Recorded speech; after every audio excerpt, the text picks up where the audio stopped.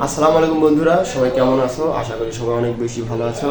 তো আজকে আমরা অ্যাজারটিভ সেন্টেন্সের প্রেজেন্ট কন্টিনিউয়াস টেন্সের ভয়েস নিয়ে আসছি। দেখো, আমাদের আগের মতনই ভয়েস করতে হলে 6টা কাজ করতে হয়। এক, অবজেক্টটাকে সাবজেক্ট করতে হয়, তারপর অক্সিলারি ভার্ব নিতে হয়, তারপর V3, তারপর বাই, তারপর সাবজেক্টটাকে অবজেক্ট, এই অনুযায়ী কাজগুলো করতে হয়। তাহলে আমরা চলো আবার সেই একই কাজ করি। তো প্রথমে আমাদের কি করতে হবে?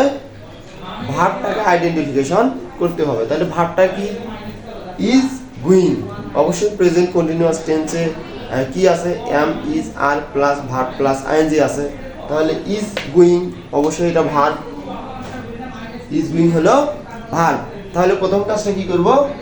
অবজেক্টটাকে সাবজেক্ট করব। অবজেক্ট কি? The work. দা ওয়ার্ক, অবজেক্টটাকে সাবজেক্ট করলাম। তারপর am being, is being, are being, এই তিনটার মধ্যে একটাকে নিব। এম বিং তো হবে না, কারণ আই শুধু এমকে নিতে পারে। আর বিং, এখানে কাজগুলি একটি না অনেকগুলো? অবশ্যই একটি। দা ওয়ার্ক কি হবে? Is being. The work is being. তারপর কি হবে? V3, ভার্বের পাস্ট পার্টিসিপল ফর্ম, ডু।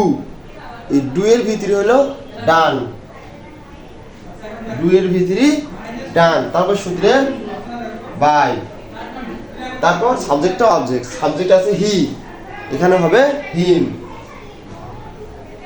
পরের এক্সাম্পলটা দেখি। Are playing. আর প্লেইং হলো ভার্ব।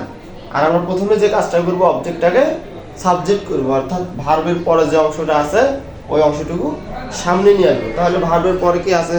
ফুটবল। তাহলে ফুটবলটাকে আমরা সামনে নিয়ে আসি। ফুটবল। অবশ্যই উই আর প্লেইং ছিল, কারণ উই প্লুরাল আর ছিল, আর ফুটবল থার্ড পারসন সিঙ্গুলার, অর্থাৎ কি হবে? Is being. Football is being. প্লের V3 প্লেট।